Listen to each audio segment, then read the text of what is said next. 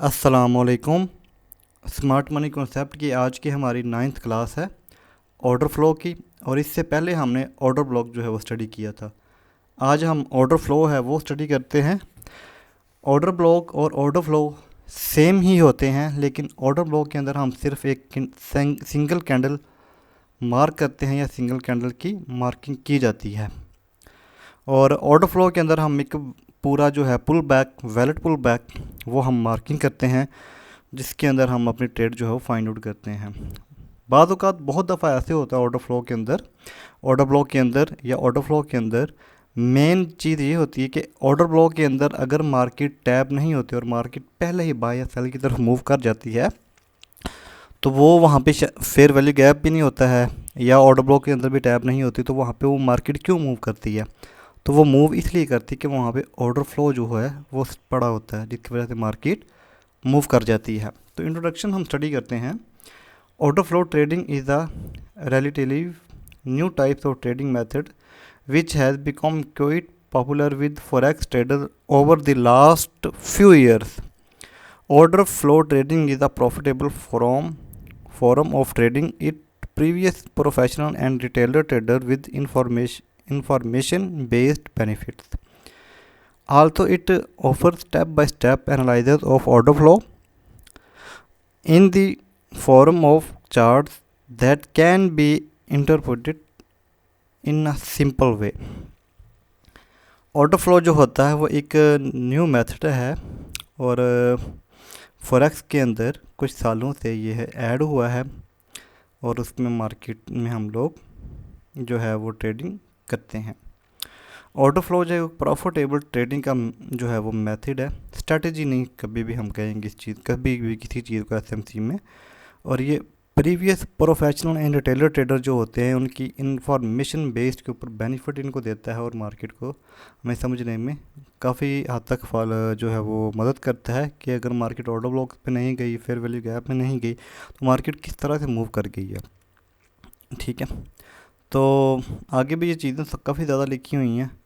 मैं एक बात ये भी याद रखिएगा कि जब मैं बता रहा होता हूँ ना, तो मैं जिस तरह से ये ऊपर इंग्लिश में लिखा हुआ है उसका मैं सेम वैसे तर्जमा या ट्रांसलेशन नहीं करता। मैं उनको अपने अल्फाज के अंदर और सिंपल से वे के अंदर जो है वो चीज़ बताता हूँ। ठीक है, ओके। रिमेंबर के अंदर हमने ये क्या बात याद रखनी है। Order flow can basically be easily understood as a follower. The last buy move before is a fall is called a bearish order flow, and the same in bull market. The last sell move before the momentum is called bullish order flow. अगर market cell की तरफ आ रही है और उसके अंदर जो एक बाय वाला मूव बना होगा, बाय वाला वैलिड पुल बैक होगा, तो वो हमारा क्या होगा, ऑर्डर फ्लो होगा। और इसी तरह से मार्केट अगर बाय की तरफ जा रही है और तो इसमें जो सेल वाला मूव होगा वो हमारा बुलिश ऑर्डर फ्लो होगा। हाँ, वो ऊपर वाला जो सेल की तरफ जो है वो बेरिश होगा, नीचे से बुलिश वाला होगा। ठीक है, बाकी हम इसको चार्ट के ऊपर समझेंगे, चलो आपको इजीली पता चल जाएगा। बाकी चीज़ें तो ये काफ़ी ज़्यादा हैं, लेकिन हम लोग लाइव चार्ट के ऊपर चलते हैं ताकि आप लोगों का ज़्यादा टाइम वेस्ट ना हो। Live, okay. सो अब हम लोग लाइव चार्ट के ऊपर आ चुके हैं। यूरो यूएसडी हमेशा की तरह पेयर वही ओपन है मेरे पास, एंड इसके बाद जो है वो टाइम फ्रेम मेरे पास H4 का ओपन है। हम ऑर्डर ब्लॉक और ऑर्डर फ्लो के अंदर थोड़ी सी पहले चीज़ को समझने की कोशिश करते हैं कि मार्केट ने वहाँ से मूव क्यों दिया था या क्या वजह बनी थी इसकी। ओके, सो सबसे पहले हमेशा की तरह हमारे पास क्या चीज़ कन्फर्म होती है, इंड्यूसमेंट हमारे पास कन्फर्म हुई। इंड्यूसमेंट कन्फर्म होने के बाद यहाँ से हम शुरू करेंगे। इंड्यूसमेंट मार्केट ने कन्फर्म की, ये थी इंड्यूसमेंट, यहाँ पे आके मिल गई हमें, मार्केट को मिल गई। हमारा क्या चीज़ कन्फर्म हुई थी, लो कन्फर्म हुआ। लो कन्फर्म होने के बाद अब हमारा यहाँ पे ऑर्डर ब्लॉक कौन सा आ रहा था, वो यह था, ये वाला ऑर्डर ब्लॉक था हमारा। ठीक है, सिंगल कैंडल को हमने मार्क किया है। लेकिन अब ऑर्डर फ्लो इसमें क्या था, ये जो तीनों कैंडल बनी हुई हैं और ऊपर तक ये जो वीक तक अगर मार्क कर ले तो ठीक है, वरना बॉडी तक अगर मार किया जाए तो वो कोई इसलिए मसला नहीं है, लेकिन इसकी विक बहुत ज़्यादा लंबी है तो विक तक मार कर लें। तो ये जो कंसेक्टिव 3 कैंडल बाय की तरफ मूव कैंडल बनी हैं, ये सेल में आने वाली कैंडल के बाद ये जो 3 कंसेक्टिव कैंडल बाय वाली बनी है, तो ये हमारा ऑर्डर फ्लो कहलाता है। ठीक है, ऑर्डर फ्लो के अंदर यहाँ पे तो उसकी एक्सट्रीम प्रोबेबिलिटी होती है। ऑर्डर फ्लो के अंदर होता है कि हमें ट्रेड जो है वो जल्दी जो मिल जाती है, लेकिन उसमें हासिल थोड़ा बड़ा होता है। लेकिन अगर हम एंट्री मेथड के हिसाब से ट्रेड लगाएंगे तो हमारा उसमें एसएल जो भी छोटा हो जाता है। तो हम इसको कहते हैं ओएफ कहते हैं हम इसको ओएफ, मतलब कि ऑर्डर फ्लो। ओके, सो इसके बाद मार्केट ने अगेन क्या किया, ब्रेक ऑफ स्ट्रक्चर किया। ब्रेक ऑफ स्ट्रक्चर होने के बाद अब यहाँ पे फिर से देखें कि हमारे पास इंड्यूसमेंट टेकन आउट हुई। इंड्यूसमेंट टेकन आउट होने के बाद हमारे पास एक चीज़ क्या थी, यहाँ पे ये वाला जो है हमारे पास क्या आ रहा था, ऑर्डर ब्लॉक है। ठीक है, ऑर्डर ब्लॉक था, लेकिन इसके पीछे ये जो 3 कंसेक्टिव बाय वाली ट्रेड कैंडल्स बनी हुई हैं, तो ये हमारा क्या कहलाता है, ऑर्डर फ्लो। ठीक है, ये हमारा ऑर्डर फ्लो कहलाता है। लेकिन यहाँ पे मार्केट ने टैप नहीं किया और बिल्कुल इक्वल होके थोड़ा सा गैप के साथ मार्केट ने सेल की तरफ मूव कर दिया है, तो ये हमारा ऑर्डर फ्लो कहलाता है। इसके बाद मार्केट ने फिर अगेन ब्रेक ऑफ स्ट्रक्चर किया। हमने फिर से क्या फाइंड आउट करना है, इंड्यूसमेंट यहाँ पे नहीं मिली, नीचे ब्रेक किया। इंड्यूसमेंट इसमें यहाँ पे थी, टेकन आउट नहीं हुई, यहाँ पे ऊपर गई फिर टेकन आउट नहीं हुई, यहाँ पे जाके मार्केट ने इंड्यूसमेंट टेकन आउट की है। तो इंड्यूसमेंट टेकन आउट करने के बाद हमारे पास ऊपर क्या एक लेवल था, इसको हम एज अ सप्लाई कहते हैं। ठीक है, और मार्केट ने आगे जाके उसके ऑर्डर उठाए हैं, उससे पहले मार्केट ने ऑर्डर नहीं उठाए थे। तो यहाँ पे हमारे पास ऑर्डर फ्लो नहीं है। ये एक सिंगल कैंडल बनी हुई है, लेकिन इसको भी हम कह तो सकते हैं, लेकिन इतना अच्छा नहीं है। ठीक है, उसके बाद मार्केट अगेन नीचे की तरफ आई, यहाँ से inducement in a change to चोच हुआ बाई की तरफ ट्रेंड। मेन हाई वो भी हमारा ब्रेक हुआ। यहाँ से ही हम जब inducement in a change to चोच हो गए, हम यहाँ से बाई की ट्रेड फाइंड आउट करना शुरू कर देते होते हैं। तो अगेन मार्केट ने ये क्या ली, इंड्यूसमेंट टेकन आउट की। इंड्यूसमेंट टेकन आउट होने के बाद अब हमारे पास क्या चीज़ बचती है, ऑर्डर ब्लॉक। ऑर्डर ब्लॉक इस लेग के अंदर हमारे पास कौन सा वैलिड ऑर्डर ब्लॉक पड़ा हुआ है जिसमें सारी कंडीशन पूरी हों। अच्छा, एक बात ये भी हमेशा याद रखिएगा कि अगर ऑर्डर ब्लॉक के अंदर फेयर वैल्यू गैप है तो वो एक एक्सट्रीम ऑर्डर फ्लो आपका होगा। अगर फेयर वैल्यू गैप नहीं भी होता तब भी वो ऑर्डर फ्लो आपका वैलिड होता है। सिर्फ़ और सिर्फ ये चीज़ उसमें ध्यान रख लीजिएगा कि अगर वो वैलिड पुल बैक होगा तो अच्छा है, बहुत अच्छा है। अगर नहीं होगा तब भी वो जो कंसेक्टिव कैंडल बनी होंगी तब भी वो हमारा ऑर्डर फ्लो माना जाएगा, तस्लीम किया जाएगा। तो यहाँ पे ये जो सेल वाली कैंडल बनी हुई हैं 4, तो ये हमारा क्या था, ऑर्डर फ्लो है। ये सारा का सारा ऑर्डर फ्लो हमारा कहलाता है, ऑर्डर फ्लो है। इसके बाद अगेन मार्केट ने ब्रेक ऑफ स्ट्रक्चर ऊपर की तरफ किया, इंड्यूसमेंट टेकन आउट हुई यहाँ पे जाके। इंड्यूसमेंट टेकन आउट होने के बाद अगेन से ये जो 3 कंसेक्टिव कैंडल हमारे पास कौन सी वाली बनी हुई हैं, ये सेल वाली और ये लास्ट पे एक डोजी टाइप कैंडल्स। तो ये हमारे पास कौन सी वाली हैं, ऑर्डर फ्लो की। ये डोजी सिर्फ वैसे मैंने कहा, ये मत याद रखिएगा कि प्राइस एक्शन जो स्टडी कर रहे हैं हम लोग, सिर्फ एक इसलिए क्योंकि मोस्टली लोगों को इन कैंडल्स का इल्म होता है।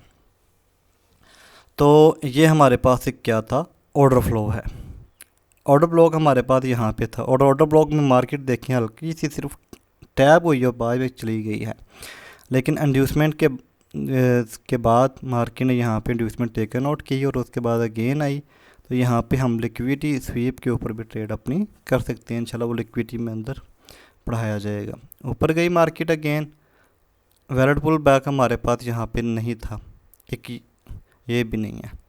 अगेन मार्केट ऊपर गई, इंड्यूसमेंट टेकन आउट हुई, इंड्यूसमेंट टेकन आउट होने के बाद हमारे पास यहाँ पे क्या हुआ, ब्रेक ऑफ स्ट्रक्चर हो गया। ओके, वो D1 की है, ऊपर जो है वो मार्किंग हुई हुई है वो D1 की है, यहाँ पे H4 का मार्क कर देता हूँ, break of structure. Again market ने क्या किया, इंड्यूसमेंट फाइंड आउट करनी है हमने, तो हमारी इस पूरे लेग के अंदर हमारी इंड्यूसमेंट कहाँ पे है, हमने सबसे पहले तो वो फाइंड आउट करनी है। वैलिड पुल बैक कहाँ पे पड़ा हुआ है, नहीं है जी, ये वाला था, इसका हाई यहाँ पे लो नहीं ब्रेक हुआ, नहीं है। हाँ, ये रेड कैंडल है उसका ब्रेक हुआ है, लेकिन ये उसके में पिछले प्रीवियस कैंडल का हाई और लो जो है प्रोटेक्टेड पड़ा हुआ है। तो इट्स मीन कि हमारे पास यहाँ पे यही वाली इंड्यूसमेंट नज़र आ रही थी। जब तक मार्केट इंड्यूसमेंट नहीं लेगी तब तक हम ऑर्डर ब्लॉक या ऑर्डर फ्लो फाइंड आउट कुछ भी नहीं करते होते, कुछ भी नहीं कर सकते। ये SMC का रूल है, लेकिन ICT में इससे मुख्तलिफ चीज़ है। तो यहाँ पे जाके मार्केट ने क्या टेकन आउट किया, इंड्यूसमेंट टेकन आउट की।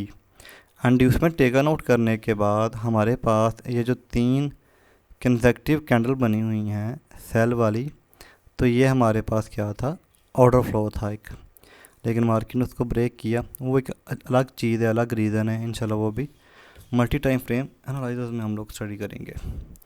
तो यहाँ पे ऑर्डर फ्लो था, ब्रेक हुआ, एंड इसके बाद मार्केट ने हमारे पास सेकंड जो थी, ये जो कंसेक्टिव एक कैंडल बनी है, फिर बाय की बनी है और फिर ये बनती रही हैं, तो ये जो पहली वाली कैंडल है इसको हम मार्क कर लेंगे, ये भी हमारा एज ऑर्डर फ्लो है।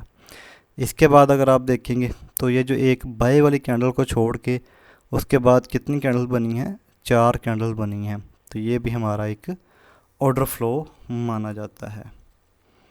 ठीक है, इसके बाद अगेन मार्केट ने नीचे की तरफ आई, ट्रेंड को अपने को चेंज किया, तो अब हमारे पास नहीं सॉरी, ट्रेंड यहाँ से हाँ बिल्कुल हुआ है, वो TFT जो उसको कहा जाता है।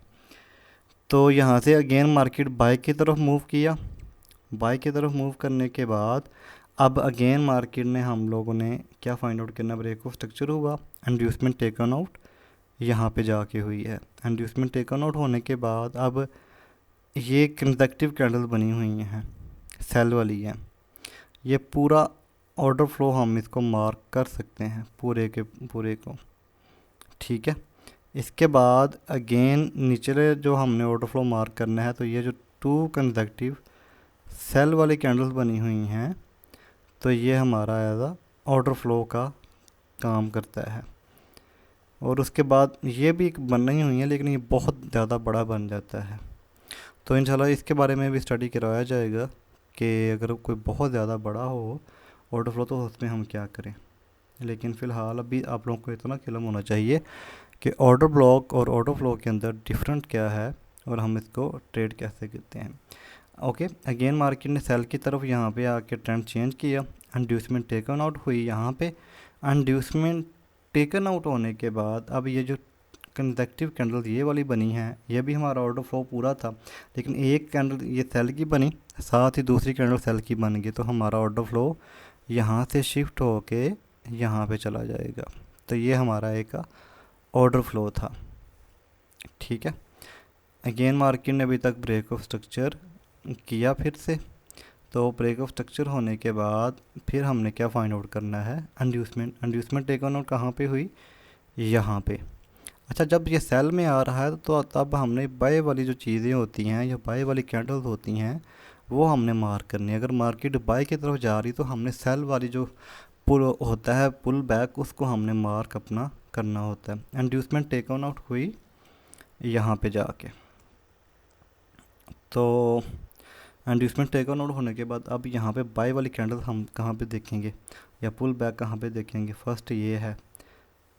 ठीक है, ऑर्डर फ्लो है, एंड इसके बाद मार्केट के अंदर ये था एक, लेकिन ओके है, ये भी ठीक है, ये भी 2 कंसेक्टिव बनी थी, उसके बाद फिर सेल की बनी, और इसके बाद मार्केट के अंदर हमारे पास ये एक सिंगल कैंडल बनी हुई है, तो हम इसको क्या कहते हैं, ऑर्डर ब्लॉक भी कहते हैं।